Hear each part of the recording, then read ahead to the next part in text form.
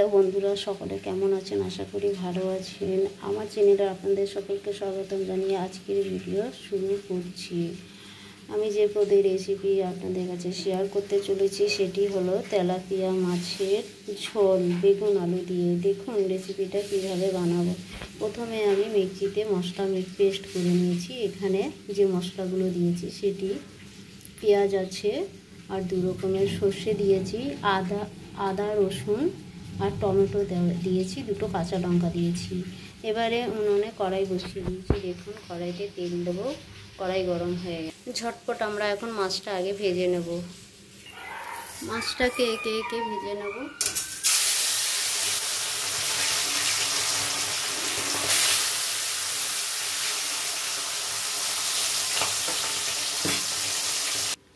মাছ ভেজে বার করে নিলাম। সামান্য পরিমাণে কালো জিরে দিলাম। এবার আলু বেগুনটাকে ভেজে নেব। প্রথমে আলুটাকে ভেজে নেব।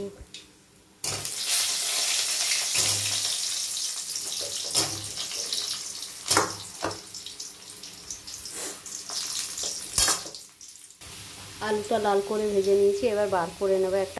এবারে বেগুনটাকে ভেজে নেব।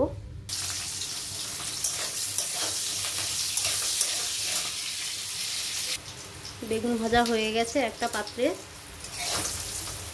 বার করে নেব। কালো জিরে ফোড়ন দিলাম,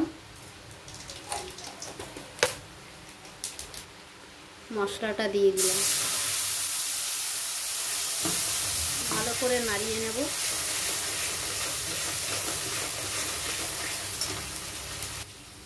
সামান্য পরিমাণে জল দেব।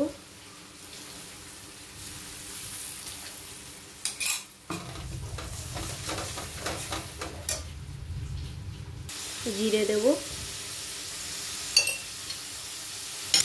হলুদ দেব, ভালো করে কষে নেব।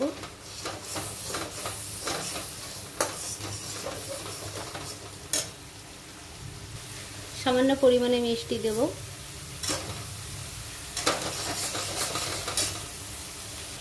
ভাজা আলুটাকে দিয়ে ভালো করে মশলার সঙ্গে কষে নেব।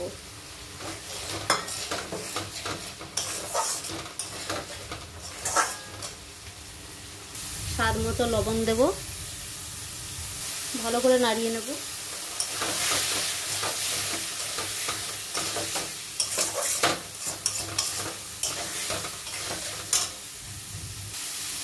কষাই হয়ে গেছে, কষাই করা। এবার জল দিয়ে দেব।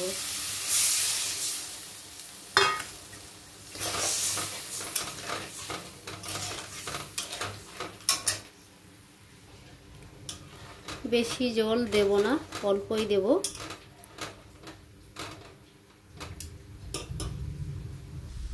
মাছ ভাজা আর বেগুনটাকে দিয়ে দেবো উনুনে। মাছ ভেজে রেখেছিলাম আর বেগুন, সেটাকে এখন কড়াইতে দিয়ে দেব।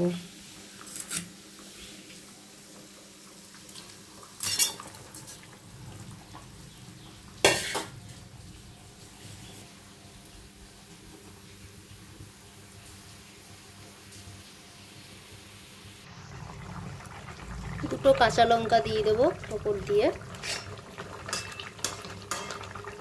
কাঁচা লঙ্কা দিলে স্বাদটা অন্যরকম হয়। এই রেসিপিটা গরম ভাতে খেতে খুবই ভালো লাগে। রেসিপিতে আমি হালকা মশলা দিয়েছি। আপনারা সকলে চেষ্টা করবেন আমার মতো বানিয়ে খেতে, খুবই ভালো লাগবে। নামানোর কিছুক্ষণ আগে সামান্য পরিমাণে সর্ষের তেল ছড়িয়ে দিলাম।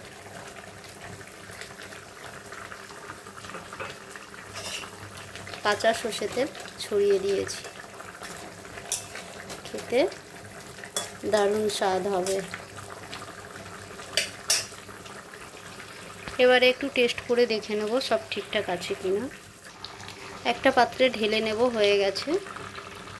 একটা পাত্রে ঢেলে নিয়েছি। দেখুন আমার রেসিপি পুরো রেডি হয়ে গেছে।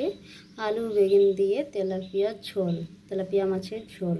আপনারা সকলে আমার ভিডিওটি যদি ভালো লেগে থাকে অবশ্যই শেয়ার, কমেন্ট আর সাবস্ক্রাইব অবশ্যই করবেন। বেশি করে শেয়ার করবেন। আমি আবার নতুন রেসিপির ভিডিও নিয়ে চলে আসব। সকলে ভালো থাকবেন। Thank you.